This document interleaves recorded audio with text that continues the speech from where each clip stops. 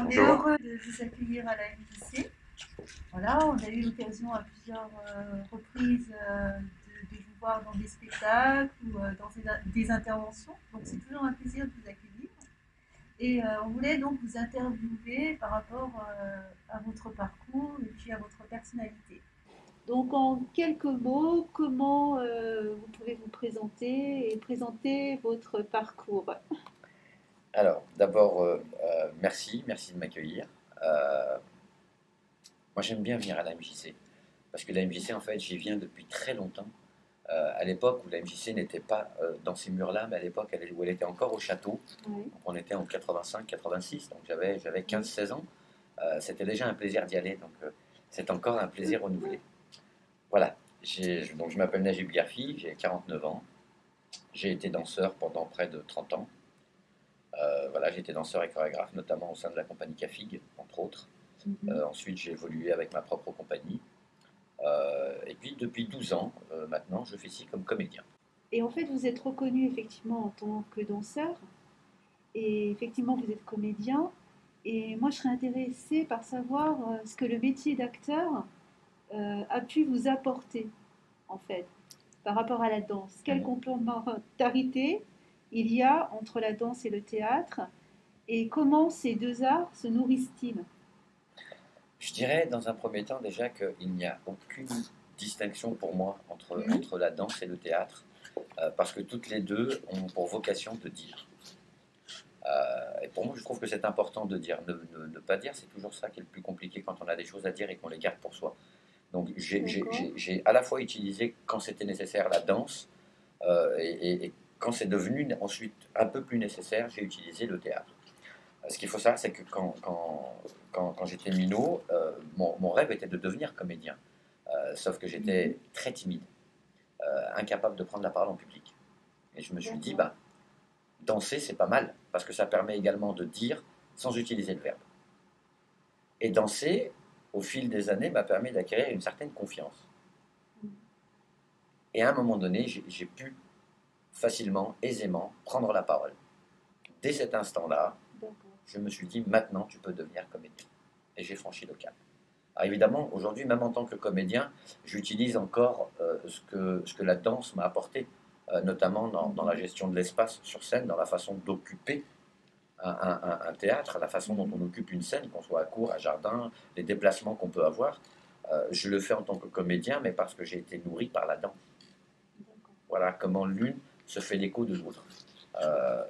Qu'on soit danseur ou qu'on soit comédien, on est interprète avant tout. Et l'idée, c'est de se mettre au service d'un personnage, au service d'une histoire, et de Mhm. pouvoir transmettre quelque chose à un public. D'accord. Par rapport à votre parcours, votre grande expérience, quels conseils vous pourriez donner aux jeunes danseurs professionnels? Alors je leur dirais une chose à ces danseurs-là. Ouais. Nourrissez-vous.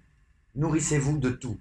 Mhm. Que vous soyez ancré dans la danse hip-hop, très Mhm. bien, ça me va, c'est mon énergie primaire. Ouais, ouais. Mais n'hésitez pas à aller lorgner du côté de la danse contemporaine, de la danse classique.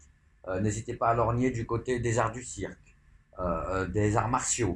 Parce que, encore une fois, c'est le corps qui est en mouvement, et c'est ce qu'on demande à un danseur, d'avoir un corps en mouvement. Et donc, c'est bien d'aller voir un peu ce qui se fait chez les autres et de pouvoir s'en nourrir. C'est Lavoisier qui disait rien ne se perd, rien ne se crée, tout se transforme.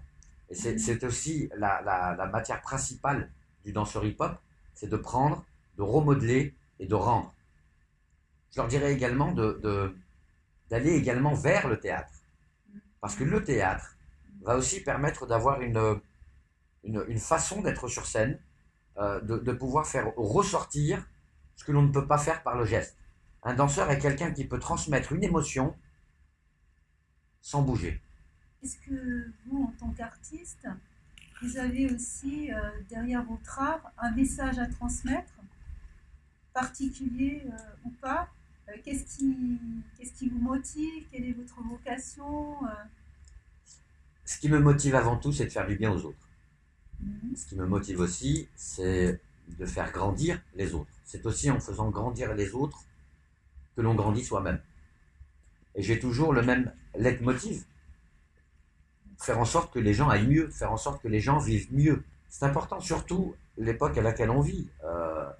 Mhm. On est en 2020, il y a des choses extrêmement compliquées. ont subi des attentats, le racisme fait son retour de plein fouet.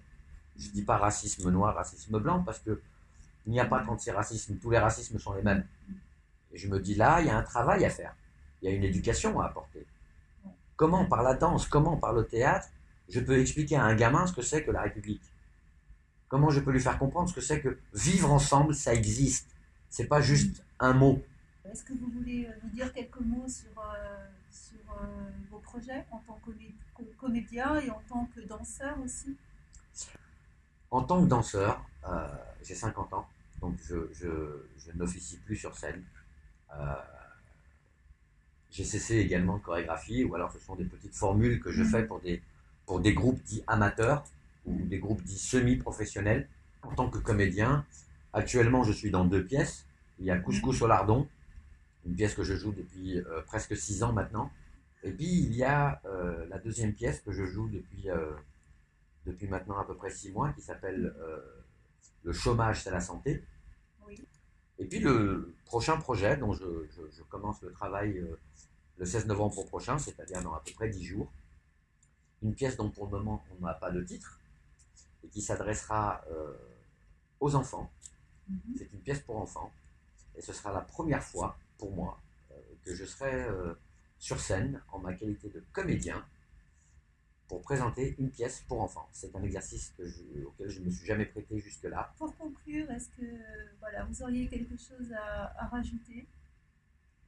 Je dirais que la MJC a beaucoup grandi entre l'époque où je la fréquentais quand j'étais minot et aujourd'hui où je passe de temps en temps, ou lorsque je viens jouer, où je suis d'ailleurs agréablement accueilli. Et ça, c'est toujours touchant, voilà, d'être accueilli comme il se doit, ou parfois plus que ce qu'on espère. C'est agréable parce que du coup, on ne vous voit plus comme un jeune de quartier qui fait de la danse, mais plutôt comme un artiste qui vient présenter une œuvre. Et quand je vois la façon dont la MJC a évolué, la façon dont aujourd'hui elle accueille les danseurs, qu'ils soient danseurs hip-hop, danseurs contemporains, la façon dont ils sont accueillis, la façon dont ils sont gérés, voilà, donc je peux que dire longue vie à la MJC. Et puis si, peut-être je peux dire que ceux qui ne savent pas où aller, ceux qui sont un peu déçus des différents centres sociaux, n'hésitez pas, il faut venir à la MJC. Merci Najib. Merci à vous.